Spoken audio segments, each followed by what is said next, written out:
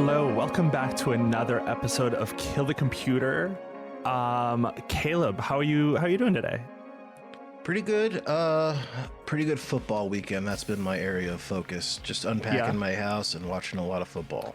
Oh shit, dude, I'm like really excited. So I don't really care too much about football, as you know, but I'm really fucking excited to see the meltdown that a lot of people are going to have over what's his name, Bad Bunny, the performer for the halftime show. Super Bowl. It's going to be so good. I cannot wait. Every year, the hoople heads go nuts. It's satanic. It's this. It's that. The Bad Bunny one is going to be a whole new brand of meltdown for conservative halftime show reactions. And I don't know if you saw this, June, but they're doing their own like protest halftime show. I saw that, but I wasn't sure how serious that was. I thought it was like I thought I saw something about like a Turning like Point Kid USA. Rock and a bunch, I think some other bullshit. I'm actually going to tune in for that, just because my journalistic responsibility. I have to cover that, but also I think it's going to be very funny. So I'm so looking forward to seeing how any of that turns out. I'm looking forward to it. I loved the Taylor Swift meltdowns years prior, or just like any meltdown that they have, any football meltdown. I that's my favorite part about football right now. So looking forward to that soon.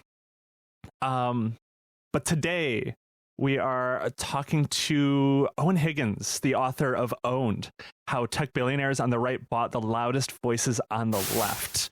Eoin, how are you doing? I'm doing well. Thank you so much for having me. Yeah. No, I saw, I think a lot of people probably saw, I think you put it out, it's your Substack, I believe, right? You put out on your Substack that you were being sued over this book. And that I saw that you released this book, but I hadn't read it when it first came out, but it piqued my interest a little bit more, seeing like, okay, there's some powerful people involved that seem to not want this book to be talked about or like want to punish you for writing this book. Yeah, I found out about the lawsuit shortly after it was filed in November, but I didn't really want to draw a lot of attention to it. Because it's a legal proceeding, and so it's not something that but some people like the writer Carl Bayer and I think a couple other people kind of got a hold of it, and so once it was out there, I said, I am being sued by Matt Taibbi. That is true. And as kind of in keeping with the way that I have been talking about it, I just said that is what it is. I stand by the book. Yeah. So I am being sued by it. I had kind of expected something like this might happen when I wrote the book. This was just because of the hypersensitivity of the people who I'm writing about. But I didn't expect it to happen 9 months after it got published. Right. It seems kind of out of nowhere, but I think I think that it is like the topic of your book in particular is such an interesting conversation, because it's something that Caleb and I have been talking about on this show for a while now, because I mean, it's not a secret at this point that the tech billionaires have sort of been operating ever since. I feel like, to me, it became really clear that this was sort of like they're operating like this was what they have wanted to do for a while, where Elon Musk bought Twitter, and everyone was always, when he first bought Twitter, it was like, oh, he's going to lose money. This is not a profitable venture. And it's like pretty quickly, I feel like it became pretty clear it wasn't necessarily about the money. It was about the like information ecosystem capture more than anything else. And I think that it's a really important conversation to have as these people continue to, get more money at their fingertips to continue buying up all like the information infrastructure that we've seen just in the last, like even just the last year. I mean, CBS is a move that coincides along with this. Like all of this has to relate. Can I hop in really quick too, just for anybody who hasn't heard of your book, Eoin? Can you give us, I guess, the core argument or elevator pitch for what we're talking about today? Yeah, so the elevator pitch of the book is essentially there are these personalities, Glenn Greenwald and Matt Taibbi are the ones who I focus on the most. I talk about a number of other ones. They are journalists who have found a lot of success in this alternative media ecosphere that has seen a lot of funding go into it over the past, I would say, like decade or so, at least half decade, from a lot of powerful people in Silicon Valley. Mark Andreessen, Elon Musk, Peter Thiel are kind of the three major characters that I talk about in the book. I also mentioned David Sachs, and a few other kind of incidental people, but those three are the three that I talk about the most. And they, for reasons that I kind of get into in the book, what I think they have done is they've decided that they don't like, well, I mean, this is what they've said. They don't like the media. They don't like what the media does. And so their move is to depower, to kind of decentralize the existing mainstream and critical independent media by kind of diffusing it and putting in all of these different platforms, I suppose. Like Substack is a good example of this, right? Like Substack gets a huge infusion of cash from Andreessen Horowitz, a funding round led by Andreessen Horowitz, and then goes out and starts poaching all of these writers from different publications, trying to get them to come over to Substack. Now, part of this is good business. You want people who know how to create the product that you are selling to come over to your company to help you sell it. But there is an ideological piece to this too, which is maybe not necessarily what the people behind Substack themselves may have thought, but it's certainly, I think, what was on Andreessen's mind, which is basically like, I want to put more money into this and make it so this company can get these prolific writers, and in doing so, that will weaken the institutions that they come from, which in turn will make it so that the entire kind of US media, especially as it relates to tech, is not going to be a challenge to me and be a challenge to my outlook. Now, it was pointed out, and I think this is a really fair point. I talked to Paul Krugman. He was saying, look, of the top 10 Substacks right now, like 8 out of 10 are liberal. That's definitely true. But at the time that I'm writing about, like around like 2020, 2019, there was like an algorithmic push. It certainly seemed like there was one that was kind of shoving this right-wing ideology. These Substackers who had socially conservative views about certain issues. There's a lot of anti-trans content at the time, or just asking questions, anti-trans content, whatever. Like Andrew Sullivan, like all, I'm thinking of him because I have to watch him and Bill Maher for an I Hate Bill Maher episode here, which is like a really special. It's a special type of torture for sure. That's horrible. That dude, so I cannot believe that dude is still around. Like ever since, like I sometimes still see him on Twitter, and it's like I cannot believe this dude is still fucking around and like writing. I mean, I don't want to digress too much, but sorry. He published the race science issue of the New Republic, that just doesn't get talked about anymore, I guess. Like, people don't care. Yeah. Anyway, so like I said, I've been watching this for that episode, and it's been excruciating and really, really hard to watch. And I'm not joking here. I'm 2 minutes into it. In 2 minutes, it has been so brutal. But anyway, not to digress too much there. Like, so there are, a number of people who were promoted, and it certainly seemed to myself and people who were part of this loose collective called Discontents, we were all kind of Substack writers who were really uncomfortable with this at the time that this was happening. And it got me kind of thinking about like other ways that this was being put forward. And of course, there's Rumble, which is a YouTube clone. There's Callin, where I took money from them to produce a podcast as a podcast company.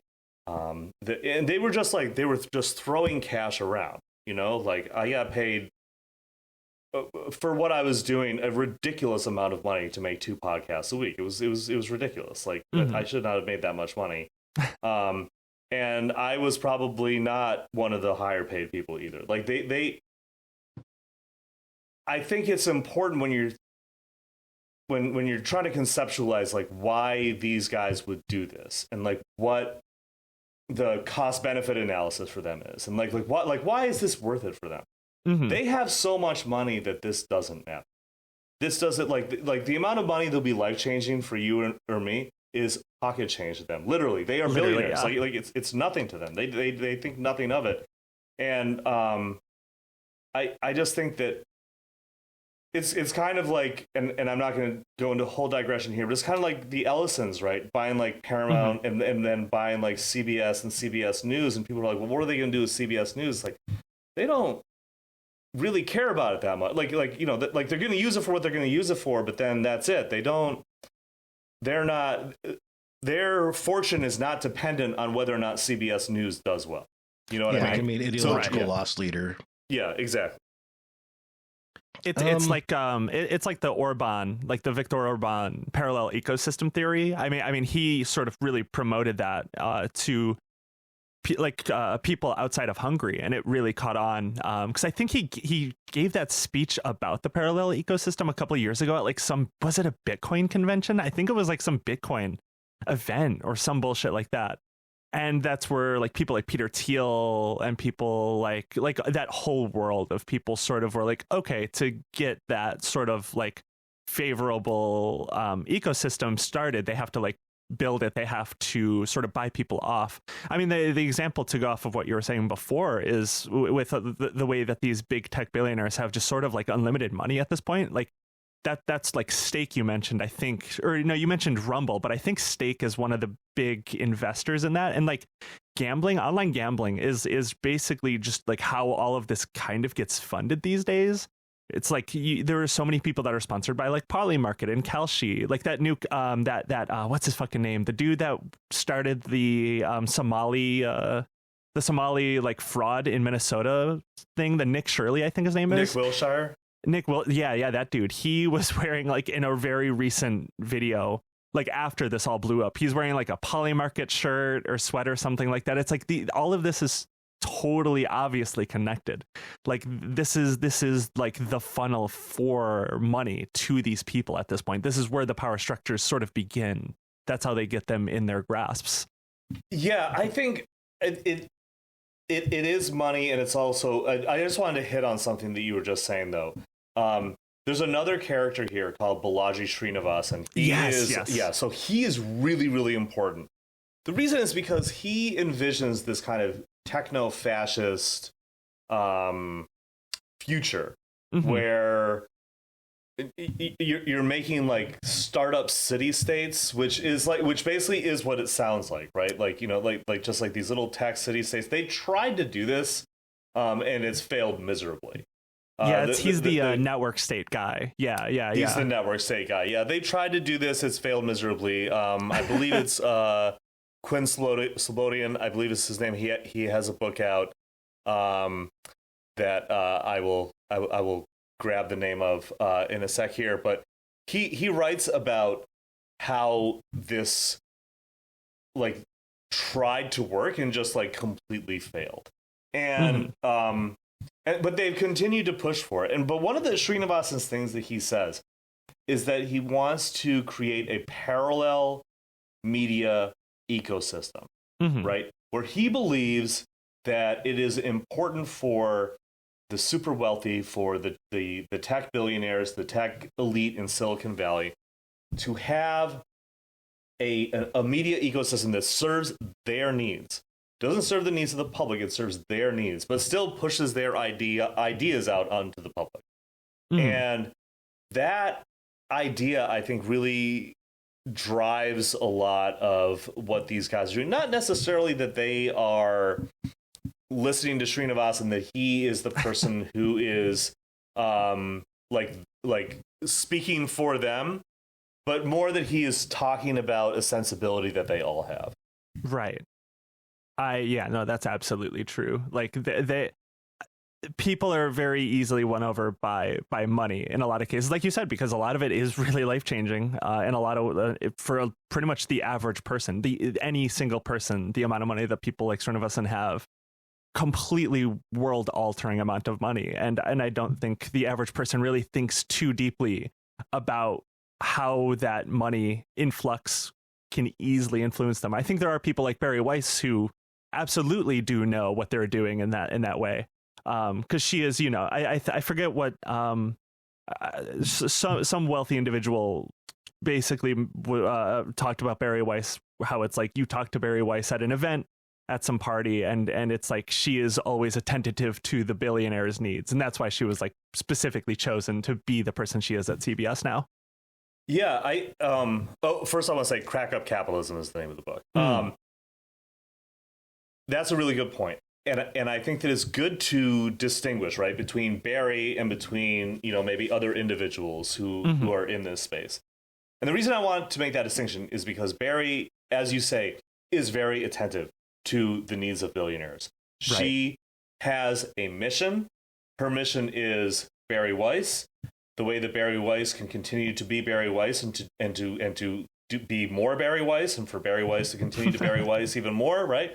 Yeah. is that she can continue to suck up to these billionaires and continue to flatter them and get them to give. I mean, like the Ellisons, who we just talked about, right? They made her the head of CBS News. She was telling people she was going to be the head of CNN. I'm sure that they told her that would happen too. She flatters them. They do it. She knows what she's doing, right? Yeah. Mark Andreessen is reportedly an investor in her free press outlet. I believe Elon Musk is as well. Oh God. She has connections with these people. Now, there's another way to do this where you and that's really what the book is about. Because Barry's huge success kind of happened a little bit like as I was writing the book, and I wasn't really able to incorporate it in the same way. But where people like Matt Taibbi, people like Glenn Greenwald have taken their substantial and self-created, earned audiences, right? I would not take that away from them. Like they have earned them over decades of work, and they take them to independent media. They leave, in Glenn's case, The Intercept. In Matt's case, Rolling Stone, and they strike off on their own. Both go to Substack initially.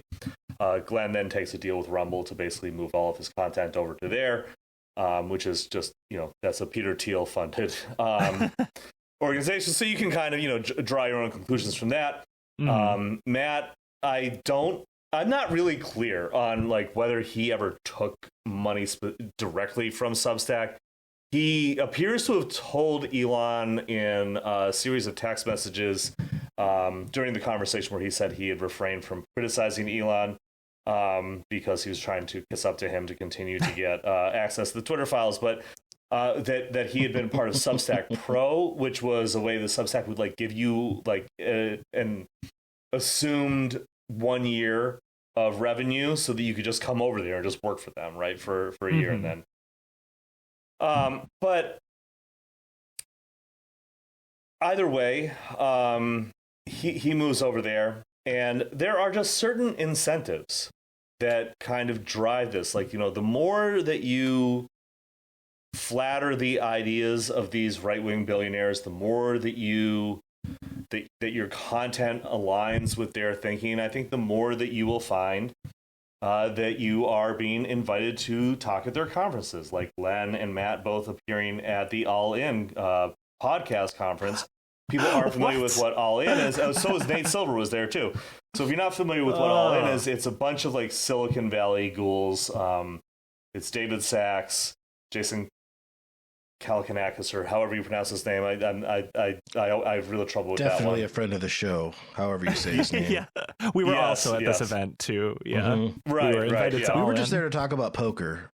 Yes. Well, see, like that. Like if it was just about poker, it would be fine. But it's not. It's now they're trying to be political, and I mean, with those guys, it kind of raises the question: like, you have this much money, why do you need podcasts? But But anyway, so but like they get invited to speak at these things. Glenn has been invited to speak at a network state conference. Glenn was? Balaji. Glenn was, yeah. When I talked to him about it for the book, he actually so Matt did not talk to me for the book. Matt refused to talk to me. Glenn talked to me for like over 2 hours. Like we just had a conversation for over 2 hours where I just asked him like all of this stuff. It was like shortly before I handed in my first draft. It was pretty key to getting some stuff, some answers on some stuff. But so this was one of the things. So I asked him about it, and he said that he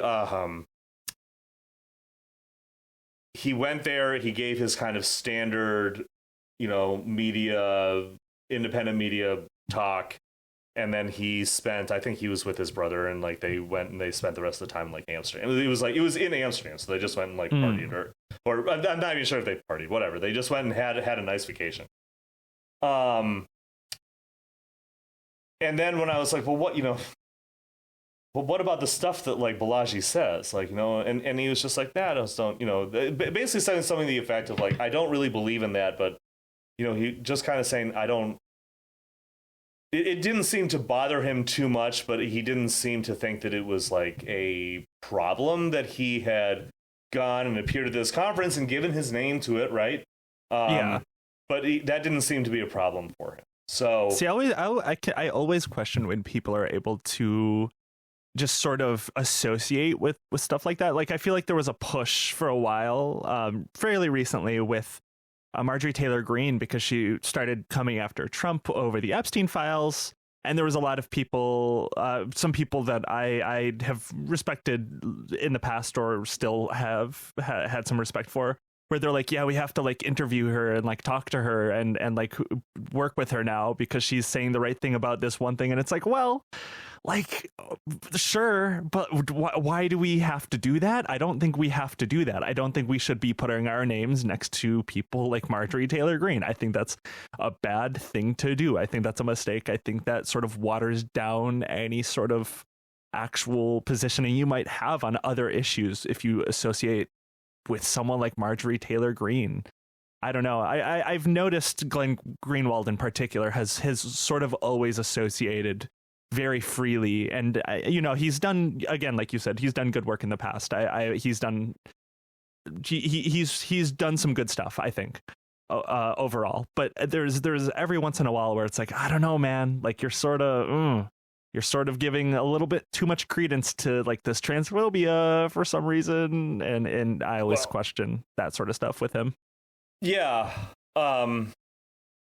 Well, first, what I would say, just to go to Marjorie Taylor Greene. So I wrote about her last month, saying June, literally, like almost exactly the same thing that you just said. Yeah. Because, it's not like an original take, rather. Like, like I think a lot of people are saying that, like, this is crazy. What are you doing?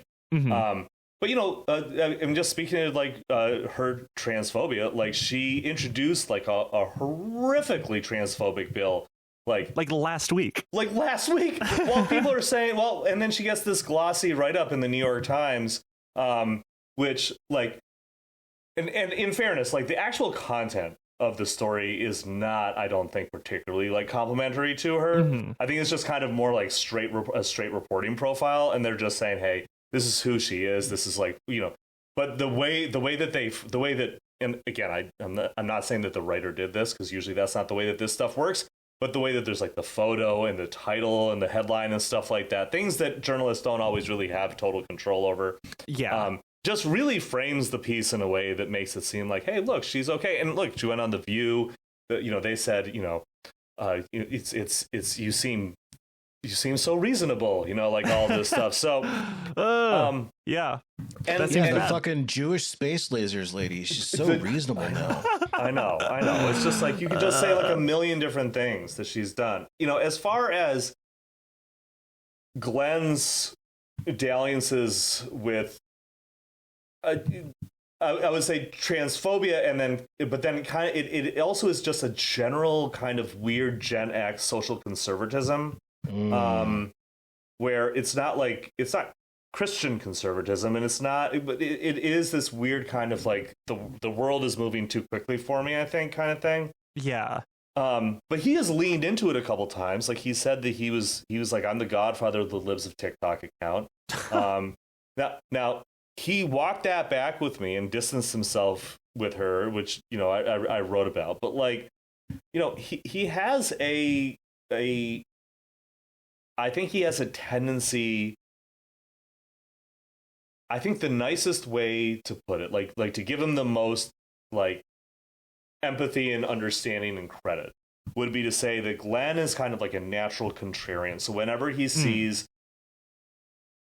opinion solidifying around something, he automatically feels, or like opinion within like people that he respects or whatever, like going in one direction, he tries to push back against it in the other direction. Yeah. Now a lot of the time this works out, I think, like to the good, you know, when it comes to some stuff about like the current kidnapping of Nicolas Maduro, right? He's very much against that, because all the people that he respects now are all Republicans, and so they're all saying that it's good.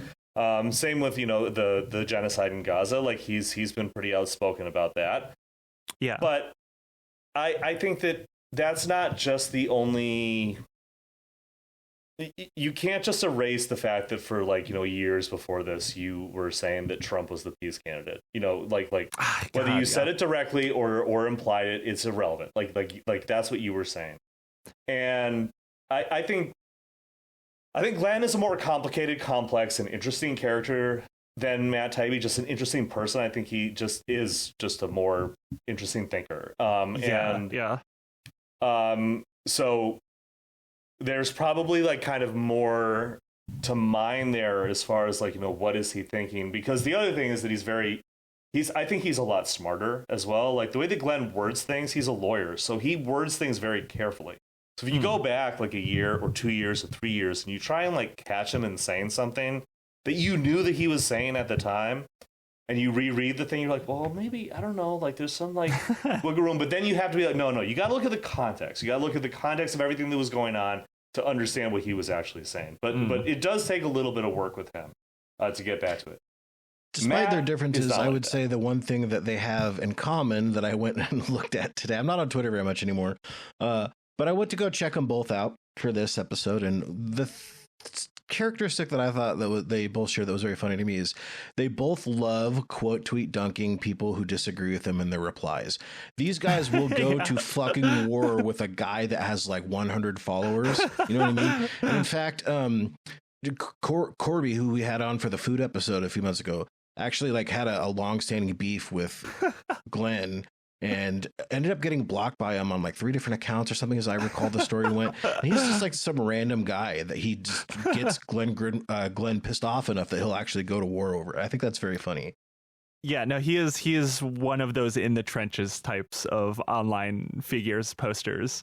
And I feel like that's not really like the meta on Twitter anymore, but that was sort of like people that were like on Twitter in the old days, like when they've been on for like over a decade at this point. I feel like that's just like sort of how you were. Two people quote tweet dunking on each other. There's some sort of war going on. Yeah, those guys are still doing it, and frankly, I respect that. Yeah, I think definitely not my lane anymore on there. I think that, like, you know, if you were a smaller account and you were trying to like work your way up, right? Like you always wanted to punch up and not punch down. But if you were somebody with like 2 million followers, it's like it doesn't really matter. And if you're someone like Glenn, who's just like literally a born poster, I mean, this guy cannot log off. Like, again, in the book, like one of the first things that I write about Glenn is talking about how he was like fighting with people online, like back like in the dial-up internet days, like on townhall.com forums, like in the 90s, like just like cannot stop, like always needs to be fighting with people. You know, I think Taibbi does too. We just saw his meltdown about Zoran Mamdani. Yeah. Now, that was God. That shit was so. Yeah, that's also sort of. I sort of wanted to also talk about that sort of shift with people like him. Not even just him, but go on. Sorry. Yeah, I mean, well, yeah. So a couple things about that. First of all, he's like going into this like Stalinist conspiracy theorist, conspiracy theory, right? Saying that like he's saying this because he means like. I don't have it like up right now, but he's like some sort of like Russian word, which means, and it's just like, it's like, dude, like 8 years ago, 9 years, you were making fun of Rachel Maddow, rightly, for saying the same shit that you're saying right now. Like, this is crazy. What are you doing? And he's, so I was going to ask, just that's really, his opinion changed on that. That's not something. Well, that no, but not on ask, Russiagate. like yeah. But his opinion didn't change on Russiagate. Like, and I mean, just like cards on the table, like my opinion on Russiagate is very close to like Matt and Glenn's, quite honestly. Like, I think ours too, for the most part. Yeah, I think it was like a sort of like, if it was more than it was Trump. Like, there was every single day there was the walls are closing and the walls are closing in, and not really any fucking walls closed in. Like that was definitely like a media construction on some level. There's some truth to it. There I think there is some truth that he is, of course, probably more sympathetic to Russia. I think that's undeniable. But I think to the degree it was reported on, probably a little bit of a construction. So I think. But he didn't win the election because of Russia. Like, I mean, that's the thing, right? And I think that, that's part of what pushed Glenn and Matt, I think, to the right, is because liberals really like dove into that. And I bring this up in the book as well, where I was talking with Adam Johnson, and a media critic, a guy whose work I really respect, and he's great. In kind of my commentary part of it, I'm like, look, like Adam and I were both also really opposed to this. We thought this Russiagate stuff was insane and ridiculous, but we didn't allow that to make us think, okay, now liberals are the enemy more than conservatives, right? Yeah, like, that's insane. Like, yeah, you can't go that far. Like that's liberals are annoying, conservatives are evil. I'm sorry, like there is a difference. like there really is. Like some liberals, obviously it's these are blanket terms, but Matt and Glenn both saw their opportunities with liberal media. I think this is what a lot of it is. Like, liberal media and liberal institutions really started to reject Matt and Glenn, and that kind of started to push them to the right, to the point that by the time that the opportunity was there for them to go out independent, they were very happy to do it. It's just that what they did afterward, like, they weren't the ones that needed to be bought, or they didn't need to like get the money to move over to these platforms. It was what they did afterward when they started to really serve the interests of these billionaires, right? Yeah. Where, Glenn goes to Substack, but then he goes over to Rumble. He starts appearing at these conferences. He starts really like, there are a number of occasions in which he's like basically just parroted what these billionaires were talking about. An infamous example is I can't remember if I wrote about it in there or not, but he started talking about crypto like a few years ago. Like a lot, talking about how much he really, really liked crypto. And at the same time, Jack Dorsey was talking about how much he really liked crypto. And it was just like a weird coincidence. But then like a month and a half later, he was like, I'd like to thank Jack Dorsey for contributing to our like dog nonprofit in Brazil. And I was just like, dude, like what? What? Like, this is so weird. Like, these people are always a lot more connected than I think people realize. Like a lot of talking.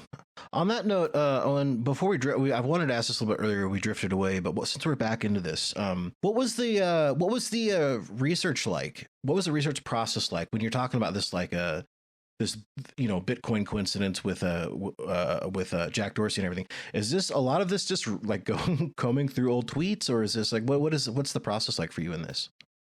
Well, part of it is never logging off, and just kind of like, it just kind of being aware of this.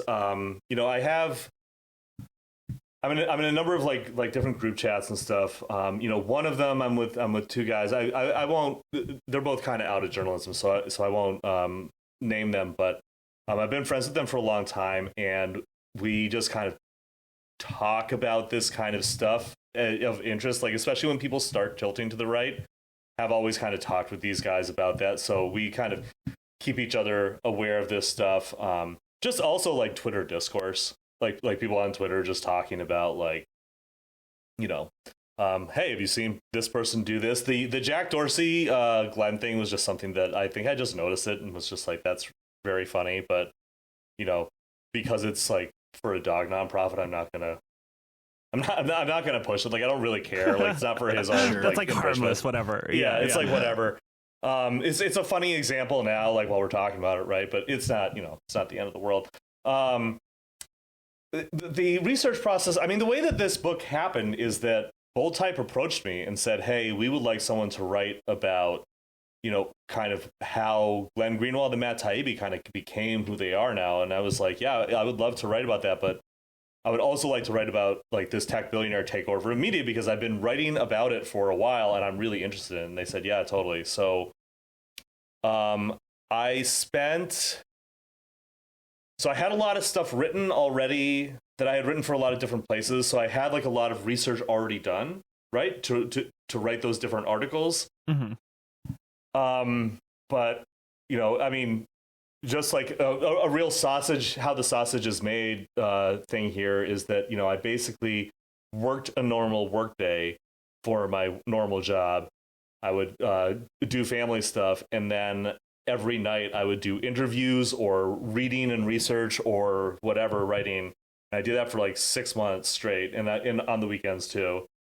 And then I just like took everything that I had and put it together into a draft in like a 2-week vacation, basically, where I just kind of like wrote it up. But like the research was like every night I was like either talking to someone or I was reading a book and going through book, or I was like going through like different groups of tabs on your on your browser. Like I just had like just tons of stuff. I had to like make tons of different like documents and spreadsheets to like keep track of it all, but that's just kind of the way I think that this kind of research works. I assume you stumble across a lot of just like surprising things too. Something actually I want to ask about specifically, just because I find the coincidences of the like figures like this that sort of have this like maybe not initial crossover with people like David Sachs or any of these people, but seem to eventually end up in these spaces. You said they were at the All In conference. First of all, how the fuck is there a podcast conference? What do they talk about? And also, what did they talk about at this event? What was some of the stuff that like Glenn Greenwald or whoever at this event to talk about? I don't actually know exactly what they talked about. I know they had a conversation together. I mean, I remember like watching it. Whatever it wasn't memorable enough. I mean, I think he was, and I don't mean that in a way like a necessarily disparaging way. I just mean like whatever they talked about wasn't like memorable enough or different enough from anything else that they always talk about to make it really register or be important to, to bring up, right? Like, business as usual. Business as usual. I mean, All In is a really, really, really popular podcast. That's so surprising to me. I feel like Caleb and we haven't really talked about them in the show, but they're such a force, I guess. They're like a huge fucking force in this world. They're a huge force in Silicon Valley, definitely. Like they are, people in Silicon Valley, like founders and stuff, think these guys are smart. They're not, but they think that they are. They think that they have, things like again, like you said, like this began as like mostly a poker podcast, and these guys just talking shit about, Wait, that was real? It was fucking poker? Yeah, that's where the name comes from. These guys played poker together. It was like that's why I made that dumb joke. Oh my god, I didn't realize it started during. I thought you were just making they were a just joke. like gonna play poker.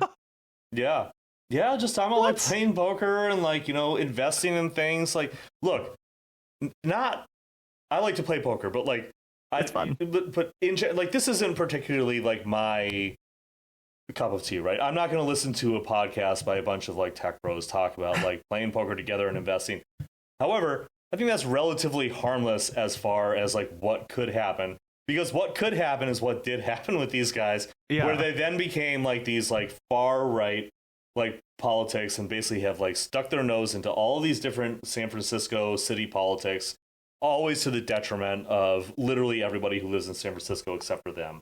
Yeah, I mean, how many? There are so many instances. Like there could be hundreds of different instances of people that have like a podcast or some sort of show And then all of a sudden it's like, oh, Peter Thiel was on this episode for some reason. And then, oh, they interviewed Donald Trump, I guess also. Like, I mean, Joe Rogan, of course, is like one of the best examples of that sort of ecosystem. But even at a lower level, I mean, people, I think Tim Pool was always sort of like a center right leaning sort of rube, sort of like he was always that sort of guy. I think for most of his career, but there are a lot of people that went on that path of, oh, he's like so sort of center Tim right. Pool's an interesting one. Did you talk about him at all in your book? No, I didn't. He's a whole other thing. He is his own kind of thing. But if people don't know this, he started out as like an Occupy guy. He had a camera at Occupy and he filmed everything. That's how. I mean, he was there. He was relentless. I mean, that's how, like, for whatever else he's done, I mean, you do have to give him like a little bit of credit for that. Like he got it because he was out there every single day. He was boots on the ground. But just as far as All In go, I just want to read here.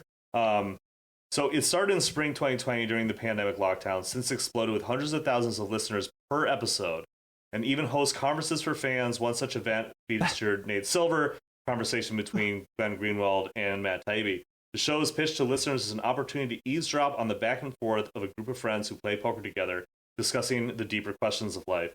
Instead, and I know this is going to come as a surprise, All In delivers barely hidden right-wing talking points to a growing audience, featuring appearances by Tucker Carlson, RFK Jr., Vivek Ramaswamy, and Elon Musk. And of course, that's podcast administration.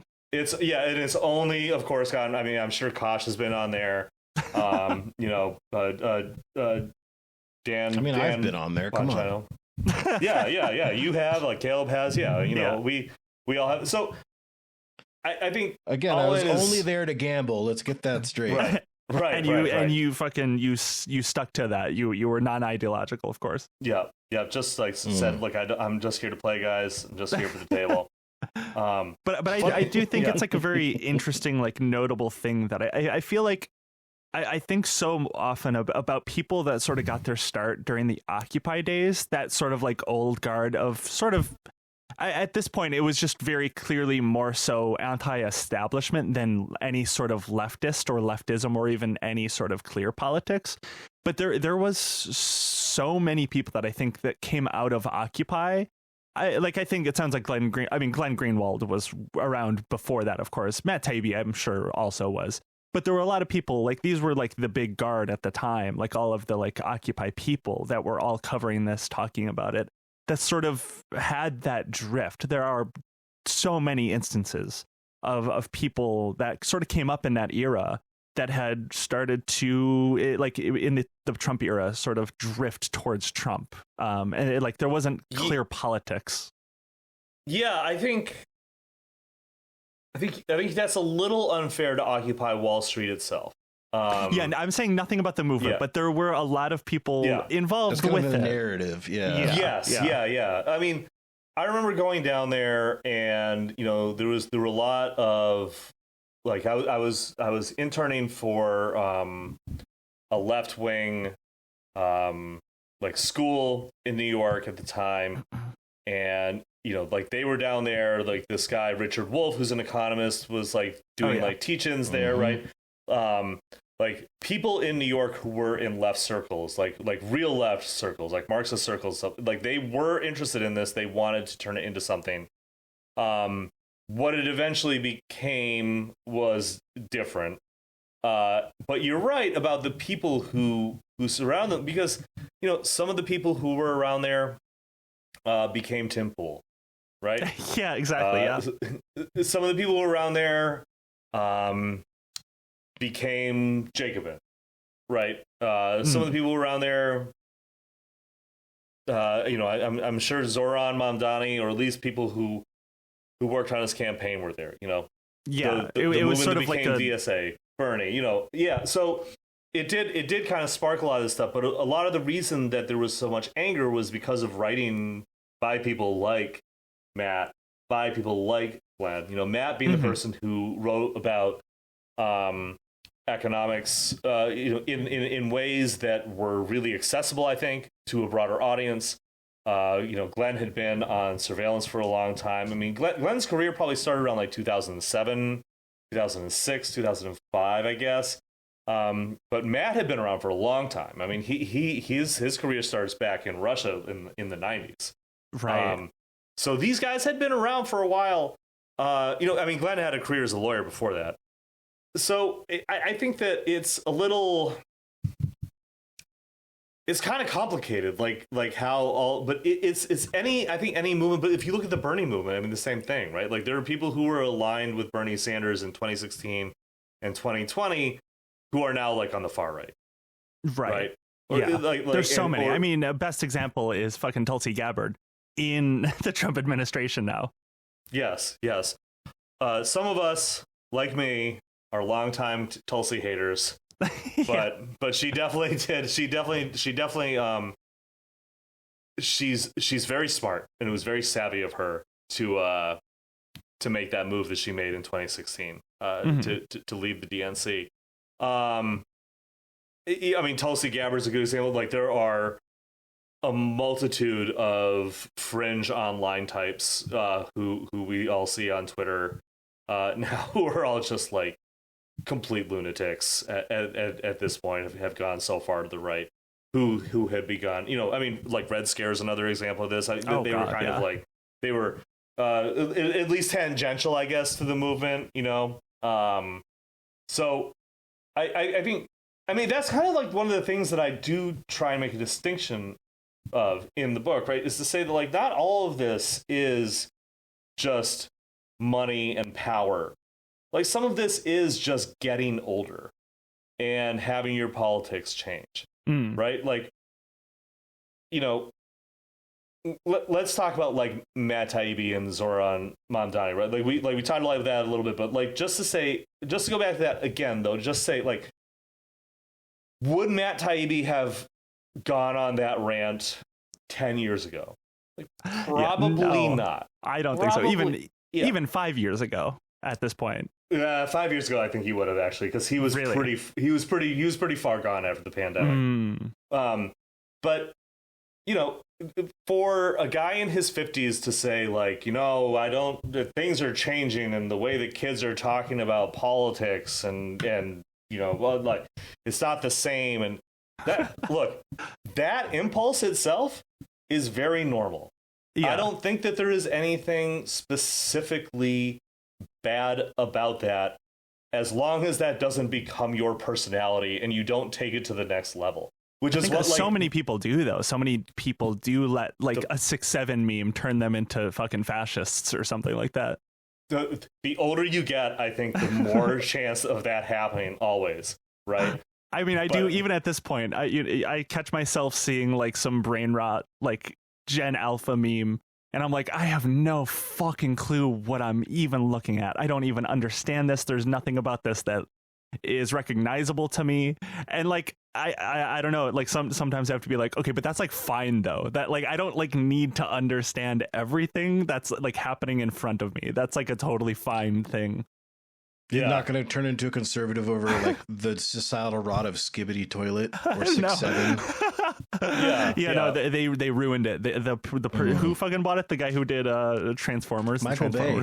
Michael Bay is ruining Skibbity Toilet, and now I have no choice but to become a Nazi. The revolution was sold. Well, right, yeah. So obviously, like the younger generation are just being like, well, I'm just going to become a fucking Nazi. Like if something happens I don't like, I'll just become a Nazi. Like it's not, there's no like slow, gradual like push to the right, like kind of grumpiness turning you into like a conservative. No, it's like it just flips. I mean, the way the algorithms work, the pipeline is just so much quicker. Before it was like, oh, you watch a video critical of who fucking knows, like a video critical of Obama and like his drone strike program, and then you would see like a Jordan Peterson video and he would mention transgender people in a negative way, and then you'll get onto like Matt Walsh, Ben Shapiro. But like now it's like you see a brain rot meme about like Charlie Kirk, and then all of a sudden you're seeing a Garth Edits, and it's like, well, it's like, okay, this is a little bit faster now. Yeah, I mean, I used to and I promise this digression is going to get us all the way back here, but for sure. But I used to so a long time ago, because I'm I'm in my mid 40s now, but like, a long time ago, I used to go to a lot of raves. I used to go like all the time, right? Oh hell yeah! And I have over the years, I've reconnected with people who I used to know like back then. And one of them, I don't know what happened, but he is a flat earther now. Just straight up a flat earther, right? And well, it's not actually, that's not true. It's not that I don't know what happened to him. It's that I looked on his Facebook page, and you could see, and this is from like 10 or 15 years ago, the algorithm just like drive him insane. Just drive him insane. And I was looking at it, I was like, you know what? I mean, maybe they have a point. Maybe this stuff is really bad. Like, And and right when he got really radical, and then of course, like, the right-wing stuff starts to happen. He starts to get really into like this weird Christian religion stuff, right? Like this kind of like, well, the earth is flat because that's what God says it was. And like, then like you're saying, right? You go to his Facebook page, you start to see Matt Walsh popping up, start to see Ben Shapiro popping up. Start to see him going far to the right. And this kind of stuff is what is part of the reason that these tech billionaires started to feel the heat, because Congress, especially after Trump won, and all of these guys kind of instantly like genuflected in front of him. We're like instant, right? Like, I think a lot of Democrats in Congress, right, in Washington, may have thought, hey, it's okay. At least we'll have the tech guys on our side. And it was like, absolutely not. They are not different than anyone else in any industry. They are going to just do like exactly what is going to be best for their bottom line. And yeah, I mean, like, especially with like the way Twitter functions now, it's like the like race stuff, like race science has been completely normalized by like, especially within this like tech crowd, this like tech billionaire crowd. You see them associating with writers like Richard Hanania, who have mellowed out a little bit, I think, but he's still doesn't matter. He's still like a real proponent of a lot of his insane beliefs that he still had. He's walked that back because he had to, right? Yeah, I think he did walk back some of that stuff. Shit back though. Like, yeah, I don't trust it. I don't believe at all. No, fucking word I don't either. Like, especially because it's like he now associates with like Matt Iglesias. Like they're just like they're associates, they're colleagues now, and it's like, well, this is sort of a really bad thing that people like Richard Hanania have like wormed their way into like the liberal sort of spaces that they have. I missed it. I'm sorry. I was just gonna say that I was genuinely shocked when I saw Derek Thompson, the abundance guy, go on Richard Hanania's podcast. I couldn't believe it. But anyway, like 10 years ago, like Facebook was doing this, right? Facebook was pushing people to the right. And the Democrats and liberals started to really go after tech companies. And these thin-skinned little weenies like could not take it. They couldn't handle it. They freaked out. And like that is like the main reason that they decided to just be like, fuck it. Like, we're just going to be completely mask off about this stuff. And you just look at everything that they've done. I mean, so much of what they've done as far as the media space and the political space is based completely in resentment. They just 100%. Resent the way that people are talking to them. They don't think that anyone should ever have the right to talk to them in any way ever. Like, and this is just their way of saying, no. And one of the things that drives me crazy, and it was, I'm sure you both remember the bank runoff situation that happened in like 2022 or 2023. It was somewhere between that, where there was like people like David Sachs going all on social media like, President Biden, please, we're gonna lose everything. We're gonna, like, you need to help us, please. We're begging you. We're on our hands and knees. And like 2 years later, it's like, what did Biden get for helping these like fucking freaks? There was nothing. They got fucking shat in their face. Biden, Kamala, all of these people just got fucking slapped relentlessly by these people for helping them. Just totally ridiculous. I mean, my favorite part about that was not like the ones who were saying, please, please, but it was like Jason Kaliakis, like trying to give tough talk. Like, okay, look, if you don't do this, the economy is going to crash. All right, man. So you got to do it. Like, just totally desperate because like their money was tied up in this fraudulent bank or whatever. I mean, it's just like Andreessen, he develops Netscape Navigator. Microsoft basically uses this monopoly to crush him. He goes to the government to break up Microsoft's monopoly. I actually don't have a problem with that, but he went to the government to do that, right? Elon Musk, his entire fortune practically is made up of like government contracts. Peter Thiel, Palantir had one customer for like a decade, and it was the U.S. government. Okay, 100%. One customer. Like, I mean, just all of these guys, like they make so much money off of our tax dollars, basically. Like, I hate to put it in those terms because I think that's kind of a cheesy way to say it. However, it is a fact. Like it's our money, and they are taking it, and that's how they're getting so rich.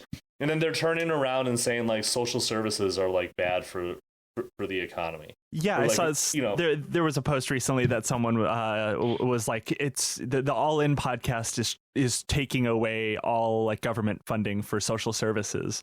And then like one of them quote tweeted it saying, "You're welcome." It's because like they're in the government, of course, and it's like these people are like, they don't understand how despised they are, I don't think, and maybe they do, maybe they actually do, and I think you're right. I think that's what's just sort of driving them to sort of round up as much of like social control as they can in the way that they've been able to do that so far. It's an open question of like how much they really do understand that. I think that they know that Elon is hated, but everyone knows who he is. But like people don't know that David Sachs is the White House crypto czar. Yeah. Like, he's like he's in there making policy. Making policy for crypto. He is just like tied into it on so many levels. I mean, he Andreessen, that dude, that Sachs, freak. Yeah, I mean, a disgrace to bald men like me, for him to have that weird shaped head. But like Andreessen, Sachs, like there were a number of other ones who were just talking about crypto. Crypto is going to change the world. It's going, the blockchain is going to change the world. Oh man, they really hyped it up. I mean, like some people who I know who are not very bright, like totally bought that. They thought, they were like, oh man, blockchain is going to save the world. The elites are going down. Like, things are going to change. Like, it just kind of spiraled out from this. And what happened? Like, none of that happened. But what did happen is that their investments got valued very high, and then they were able to sell them off and make money. Mm-hmm. Yeah. Same thing is happening right now with the way that they talk about AI.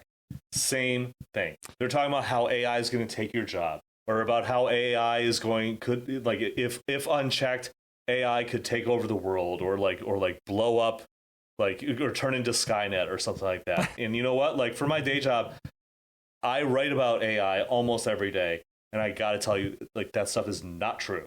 It's not true. It's not that powerful. Does not seem like we're anywhere close to that by every single indication I've seen. I don't know if we ever will reach that point, especially not maybe in our lives, but even beyond that. Artificial actual thinking intelligence is so far in the future, I think. But the reason that they're talking up is because they have all of these investments in it. And the more that people think of it as this important, powerful thing, the more that it is going to become indispensable, and the more that it is going to be something that that is going to make them a lot of money. Yeah. And so if you look at like that way of approaching the world and approaching your investments and stuff like that, well, wouldn't it be really good if you could control as much of the media as possible? And that is like the motivation behind like what they're doing, like what the Ellisons are doing with CBS and stuff. Like, that's their company kind of, their companies exist to do that. But what like people like Andreessen and Musk are doing is they're trying to shape and Thiel, they're trying to shape the way that the media talks about them, but without actually, really. They don't actually want to do like all of the controlling of it. They just want to set up the incentive structure so that it exists, and so that things will go back to being like complementary in the way that they want it. I mean, I think the perfect comparison is like how Saudi Arabia is sort of functioning. That's they're sort of doing that at a governmental scale, like where they had like Mr. Beast come over and do the Beast Zone or whatever he fucking called it, and so Mr. Beast got to make a video in Saudi Arabia about how they like took over a whole street to like construct the Beast Zone or whatever the fuck. And it's like, it's not like explicitly saying we love Saudi Arabia, but there is that like exposure to general audiences where people will stop associating Saudi Arabia with monarchy and like slave labor from the Philippines or whatever, and with like Mr. Beast, and that's sort of like the same strategy but at a very micro scale with people like Peter Thiel. Like, I mean, he just had that. I don't know if you guys know about this clavicular guy. He's that sort of like looks maxing freak. Friend of the show. Yeah, yeah, he's going to be on an episode very soon. But he went to a Peter Thiel party. Like this, like fucking. I think he's like a kick streamer, also. But yeah, he was like at a Peter Thiel event. Looks maxer. Yeah, he is like the premier looks maxer. Also, of course, friends with like Nick Fuentes, all these people.